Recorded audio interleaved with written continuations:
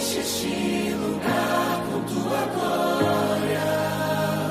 Já posso ouvir tua voz. Olá, bem-vindo a mais um episódio do nosso podcast Lição em Ação. Eu sou Damares e estou aqui com os meus amigos. Meu nome é Lucas, sou diretor jovem aqui da igreja em Inhaúma. Meu nome é Raíssa, sou diretora jovem da Igreja de Pedras. E hoje nós temos um convidado muito especial. Estamos aqui com o Lucas, regional da 4ª Região de Jovens. Olá, gente, é um prazer estar com vocês aqui. Sou regional, como eles falaram, sou lá da igreja do Parque Luísa. É um prazer estar com vocês. E o tema da lição 5 é Jesus e o hinduísmo. Essa semana vamos abordar um pouco sobre essa crença. E o contexto bíblico dessa semana está em João 3, de 1 a 19. E lá nós encontramos a história de Jesus conversando com Nicodemos. E uma dúvida crucial que Nicodemos, um fariseu, um grande líder judeu, ele tinha. Ele não entendia como Jesus, ele entendia que Jesus era Deus. Só que ele não entendia como as outras pessoas também não podiam fazer milagres. E aí, Jesus ele fala lá em João 3 diz assim: em verdade, lhe digo, que se alguém não nascer de novo, não pode ver o reino de Deus. E aí Nicodemos não entende, ele pergunta: como é que eu vou nascer de novo? Eu já sou velho. Eu vou ter que voltar para o ventre da minha mãe para nascer de novo? Então Jesus explica que é através da água do Espírito que é o renascimento. É um renascimento espiritual, através do batismo. E através dessa história a gente faz uma analogia com o hinduísmo. Porque o hinduísmo ele acredita nessa questão de ciclo de vida, né? O hinduísmo ele se baseia num ciclo de nascimento, morte e renascimento. Eles sempre vão ter várias vidas. Não é uma vida, várias vidas numa mesma vida. E sim, várias vidas. Eles vão nascer, vão viver e vão morrer e vão renascer. E para que eles fazem isso? Porque o objetivo no hinduísmo desse renascimento, dessas várias vidas, é alcançar um objetivo espiritual. É aquele ciclo que ele vai se unir com o divino. Mas para ele se unir com o divino, ele depende desse renascimento, de ter várias vidas. E puxando para a gente entender um pouco mais sobre o hinduísmo, né? Algumas pessoas podem já ter ouvido falar no movimento Hare Krishna, né? Que é um movimento que veio justamente do hinduísmo, está presente em vários países, inclusive aqui no Brasil. Quem é Krishna, né? Caso alguém nunca tenha ouvido falar, Krishna é uma das divindades centrais do hinduísmo e alguns o consideram como Deus Supremo. É bastante importante para a religião hindu. E uma outra noção, Damaris, que é muito interessante, que tem a ver com o que você falou a respeito do ciclo, é o karma, que às vezes a gente conhece como um termo popular e nem sabe o que é. O karma dentro do hinduísmo nada mais é do que a noção de que as suas ações presentes elas interferem diretamente nas suas experiências futuras, nessa vida ou na próxima. Ou seja, se você está fazendo ações boas agora, isso vai interferir diretamente na sua próxima encarnação, né? E uma ação negativa também vai interferir negativamente na sua próxima encarnação. Essa é uma crença bastante importante para a gente entender essa religião também. Sim. E uma coisa interessante que a gente vê, o nascimento de um novo nascimento, que é através do batismo. As outras religiões, principalmente a que a gente está tratando essa semana, que é o hinduísmo, ele prega que você precisa oferecer algum sacrifício para que você reencarne melhor, de uma outra forma, num outro estilo de vida. Mas a gente vai ver à luz da palavra que para aceitar Jesus é completamente diferente. Você não precisa fazer nenhum sacrifício. Na verdade, só existe uma coisa, que não é meritocrático também. Porque mérito ninguém tem. Ninguém necessariamente precisa fazer algo para alcançar essa salvação que Jesus oferece. Mas o contrário aqui que a lição ela vem trazendo, que principalmente a palavra de Deus traz, é que Deus ele só pede uma coisa, que aceite Ele e se batiza, que é um ato cerimonial. Também a água não é santa, isso tem que ser deixado claro. O batismo não é um ato simplesmente que tem uma questão espiritual ali, física em si. Mas é uma cerimônia que simboliza uma pessoa que está morrendo por ele e nascendo de novo, mostrando publicamente. Mas, na verdade, isso simboliza algo que já está dentro do coração, que é interno. Então, enquanto os hinduístas, de alguma forma, eles pregam que você precisa ter uma postura nova, ser uma melhor pessoa, que isso não é ruim. Você tem que ser uma melhor pessoa nesse mundo para que você se encarne. Na verdade, Cristo ele vai falar assim: não, na verdade, você é ruim. Você não vale nada e você precisa nascer em mim. Aceitar o que eu estou te dizendo para que realmente, a partir de agora, você seja uma nova pessoa. Você não é uma boa pessoa por si só. Você é uma boa pessoa comigo. Esse eu acho que é a grande lição que a gente consegue tirar. Não, é até interessante, né, ver esse contraste, né, entre reencarnação e renascimento. Né, o hindu ele traz muito pesado isso do seu próprio eu tentar ali modificar a sua próxima vida, você ali tentar, como se fosse barganhar, né? Você vai ali fazendo coisas boas, vai tentando ali ter o karma bom ali, para assim dizer, para você ter uma vida melhor, você conseguir chegar ali no seu ápice da sua vida. Só que quando a gente olha realmente para a parte de Cristo, né, tudo que ele traz no nosso renascimento, ele só pede realmente no nosso coração, a gente poder se entregar realmente a ele, para a gente poder chegar realmente no nosso ápice do cristianismo, que é a salvação. A gente realmente entregar a nossa vida a ele, a gente entregar ele como se nós estivéssemos nascendo realmente de Cristo, para a gente poder ter a salvação que ele deu para a gente na cruz. O Lúcio falou muito certo, né, que a única coisa que ele pede ali da gente, o único sacrifício que a gente tem, é nós mesmos, porque o sacrifício real que aconteceu foi na cruz e foi a salvação que ele nos deu. E é isso que é toda a base do nosso renascimento. Não uma barganha, não uma tentativa ali aqui de conseguir uma vida melhor. Mas a gente aceitar essa salvação que Cristo deu pra gente poder conseguir renascer e ter uma vida melhor, não ter que esperar a próxima vida, mas agora ter uma vida melhor. Eu consigo perceber só uma coisa aqui, por exemplo, nós seres humanos sempre tentamos colocar filosofias de vida para que a gente tape algum buraco, né? E aí, é sempre a gente colocando a gente no centro da situação, né? Como eu posso se tornar melhor? Sempre, na verdade, eu estou no controle da regra. Quando a gente vai à salvação, quando a gente vai ao ponto de Jesus, a gente entende e vê que não temos controle de nada. As coisas não funcionam do nosso jeito. Eu não faço aquilo que simplesmente eu gosto, eu tenho vontade, porque, na verdade, eu entendo que a força não é minha, a força é dele, e eu só sou parte disso, de um plano muito maior. E aí a filosofia da religião, no caso do hinduísmo aqui, traz essa força para o ser humano, que é um fardo, que é um peso, muitas das vezes, que a pessoa se coloca na vida dela e vai ter que seguir a vida toda. E nós sabemos que a salvação ela não depende de algum estado social. Mas, no hinduísmo, eles têm essa divisão de castas, dos mais ricos até os mais pobres. E tem esses nomes, né? Os mais ricos são os brahmanes, tem os kshatriyas, os vaishyas, os sudras, e são os intocáveis, né, que são os mais pobres, são os dalits. E essa divisão, né, de castas na Índia, ela existe até hoje. E isso gera muita exclusão social, porque eles entendem no karma que se você nasceu Dalit, você vai morrer Dalit. E aí você depende de viver uma vida boa para você não renascer Dalit. E os brahmanes, eles têm que se manter, né, com uma vida boa para eles renascerem brahmanes de novo. Então essa divisão que é criada, né, é baseada num determinismo para eles. Né? Sempre reviver numa vida boa, você precisa estar num status social bom também. E com isso acontece algumas injustiças sociais, né? Porque o Dalit ele não tem direito a muitas coisas, né? Ele não tem voz nessa sociedade que é baseada nas caixas do hindu, né? E tem essa exclusão até educacional, eles não têm direito a estudos, né? Então isso é muito complicado e Cristo não nos ensina isso, né? O reino de Deus não nos ensina isso. A gente vai ver, né, na Bíblia exemplos claros de divisões que já aconteceram desde o início.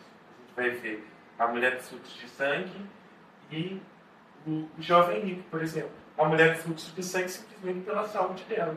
era uma mulher excluída, não podia ter relação, uma mulher que não podia cozinhar, uma mulher que não podia ter um convívio social, simplesmente por uma questão feminina dela, que fazia ela menor na sociedade na época. Mas a gente vai ver que o jovem rico, ele tinha um outro problema. Esse é demais, excesso. Ele tinha um hiperfoco, vamos dizer assim. Mas o evangelho ele quebra qualquer paradigma, né? Isso é a dádiva. Talvez a gente pode focar aqui, entender, aí o Lucas pode me ajudar, de que, por exemplo, não existe nenhum tipo de organização no mundo que o homem queira controlar, é que, por exemplo, simplesmente vai acontecer, a gente vai solucionar todos os problemas sociais. Pelo contrário, o evangelho por si só, puro e simples, sem nenhuma artimanha humana, a gente não precisa disso. Não, e não somente isso. Vamos colocar até no âmbito sério da religião puramente cultural, né? Se nós, como seres humanos, naturalmente fôssemos bons para poder querer o bom do próximo, isso já ia fazer uma diferença enorme na vida de todo mundo. O simples fato de a gente poder parar de ter o hiperfoco, né, em nós mesmos, nas riquezas, em acumular coisas, e a gente começar a olhar para o próximo, começar a ter ali uma compaixão por todos, a gente conseguiria quebrar essas barreiras. Né? Na Bíblia, por exemplo, também um exemplo do cego de nascença, que cai muito ali no mesmo problema do hinduísmo, do karma, né, por assim dizer, mas na Bíblia, que vem dizer o seguinte, em João capítulo 9, versículo 2. E os seus discípulos perguntaram, mestre, quem pecou, este ou os seus pais, para que nascesse cego? Então a gente vê o exemplo que na própria Bíblia, na própria ideia deles da época, se um pai, uma mãe, algum parente anterior pecasse, ele teria uma consequência muito grave, como ser cego, por exemplo, desde nascença. Só que Jesus ele mostra uma face completamente diferente. Ele mostra a compaixão, ele mostra assim, não, o problema não é que o pai ou a mãe pecaram e tudo mais, ele está aqui para poder mostrar para vocês, principalmente a minha bondade, e mostrar para vocês que não existe nenhuma barreira no meu reino. Não existe nada na minha vida aqui, como ser humano na Terra, que tem que me impedir de poder falar com uma pessoa ou outra por conta de questões sociais. E não são as regras que exigem a salvação, né? Você não tem que fazer nada. Não é porque você está mal ou você está pior que você vai alcançar aquilo. Até, a lição também aqui, né, Gálatas 3, 28, né? Não pode haver judeu, nem grego, nem escravo, nem liberto, nem homem, nem mulher, porque todos vocês são um em Cristo Jesus. E eu acho até interessante comparar isso com a linguagem profética, né, que a igreja, nós somos a noiva de Cristo. Né, a partir do casamento, né, a noiva e o noivo se tornam uma só carne, se tornam um só ser ali, representativamente falando. E a mesma coisa tem que ser nós quando nós aceitamos o Evangelho. A gente tem que ficar olhando para outra pessoa com diferença, com uma amargura, com um olhar de julgamento, mas o olhar que amor que Jesus teve aqui na Terra. Né, a mulher do fluxo de sangue, todo mundo lá achava que ela era uma mulher totalmente excluída, tal, mas a fé dela, a certeza que ela tinha na salvação que Jesus podia trazer para ela, foi o que salvou ela naquele momento. E é o que salva a gente até hoje. A nossa fé, a nossa crença total na salvação de Cristo é o que faz a gente poder ser salvo e esperar uma ressurreição muito além do que qualquer reencarnação, mas uma vida eterna no céu, principalmente. Eu acho que essa que é a grande beleza do Evangelho, né? Se a gente continuar em João, uma passagem muito conhecida, que é João 3, 16 e 17, que nos diz assim: porque Deus amou tanto o mundo, que deu o seu Filho unigênito, para que todo o que nele crê não pereça, mas tenha vida eterna. Pois Deus enviou o seu Filho ao mundo, não para condenar o mundo, mas para que este fosse salvo por meio dele. Então, olha que maravilha, não existe divisão. Não, o Evangelho não existe divisão por meio das castas, não existe divisão por meio da classe social, né? Como vocês aqui comentaram muito bem. É isso, você crê naquele que pode te dar a vida eterna, né? É pela graça de Cristo Jesus que nós somos salvos. Então, em Cristo Jesus, somos todos iguais. Fica aí até a pergunta aí para a gente poder ter na lição clássica em terça-feira. Como o Evangelho oferece algo infinitamente maior e verdadeiramente libertador? Oi, meu nome é Tamires, eu sou do Engenho da Rainha. E essa batalha espiritual entre Jesus e Satanás afeta a minha vida quando eu lembro e entendo que o mundo jaz do maligno. E isso reflete, faz-me refletir sobre as tristezas, as frustrações, tudo de ruim que passamos, né? Por conta do pecado, pelo fato que o mundo jaz do maligno. E isso tudo o inimigo usa para tentar me afastar do amor de Cristo. Mas que eu e você possa lembrar que, independente dos problemas, independente das tribulações, independente de qualquer pedra que o inimigo use para afastar a mim e a você, que possamos lembrar que isso é de extrema importância para nos fortalecer e nos trazer do amor de Cristo. Como Jó, por exemplo, sofreu, e aquilo, em vez de enfraquecê-lo na fé, foi de extrema importância para trazer ele em mais confiança, tanto com Cristo, mas principalmente do amor que ele tem por Jesus e Jesus por ele. Então, que possamos lembrar que, independente de qualquer coisa, independente de qualquer dor, qualquer coisa, que eu e você possamos estar adorando, possamos estar amando a Cristo como ele nos ama, independente de qualquer coisa. É isso. Então, gente, continuando, né, a respeito da salvação, conforme a lição nos mostra, a beleza do Evangelho é justamente essa: a gente entender que cada pessoa possui um propósito na vida. Deus tem um plano para cada pessoa, como diz aqui o Salmo 139, 13. Pois tu formaste o meu interior, tu me teceste no ventre da minha mãe. Então, você não é uma experiência fragmentada, né? Você tem um propósito agora, no seu presente. Isso é muito importante para a gente entender, até pelas boas ações que nós fazemos, né? Se a gente for parar para pensar, por que fazemos boas ações? Na verdade, a gente não está tentando atrair um bom karma, a gente não está tentando conseguir a plenitude ali pela reencarnação. Não é nada disso. As ações, as práticas boas que nós fazemos é justamente porque nós já somos salvos. Já somos salvos pela graça de Cristo. E isso sim é que nos torna servos, né? E assim a gente consegue fazer coisas maravilhosas em nome de Cristo Jesus. Raíssa, aqui Jesus ele fala duas características: você precisa crer e você precisa ser batizado. E com Nicodemos ele repete tudo mais de 2 vezes, que você precisa nascer de novo. Isso para mim mostra uma importância. Não é porque está faltando assunto na Bíblia, não é porque está faltando conteúdo, mas simplesmente porque tem um objetivo central. Não, vocês precisam mostrar em público que vocês não são como eram antes. Acho que essa é a mudança. Não, até a parte aqui mais à frente, ele falando aqui sobre a esperança e quebrando essas barreiras, até quinta-feira fala um texto muito interessante. O coração do Evangelho é unir pessoas, superando barreiras e diferenças. Apocalipse 14:6 diz o seguinte, né, que o Evangelho tem que ser proclamado a cada nação, tribo, língua e povo. Eu acho que é isso, né? Essa mensagem de carinho, de amor.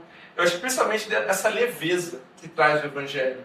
Né? O fato de você não ter que ficar ali se preocupando em melhorar seu karma, não ficar se preocupando ali de não ter que fazer isso, senão eu vou nascer muito pior na próxima reencarnação. Essa leveza que tem de, não, já fui salvo.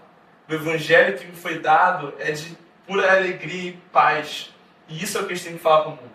A gente não pode ficar guardando isso só para uma outra pessoa. Realmente, durante essa nossa vida aqui na Terra, esse tempo, né, minúsculo, se a gente for olhar para a eternidade, a gente tem que falar desse Evangelho maravilhoso que Deus nos deu.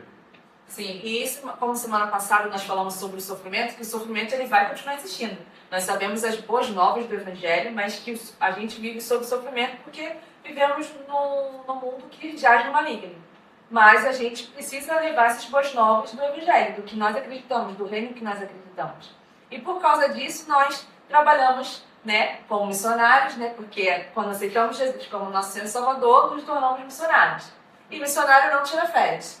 E por isso, esse mês de janeiro, estamos fazendo a Missão Caleb aqui na Associação Rio de Janeiro.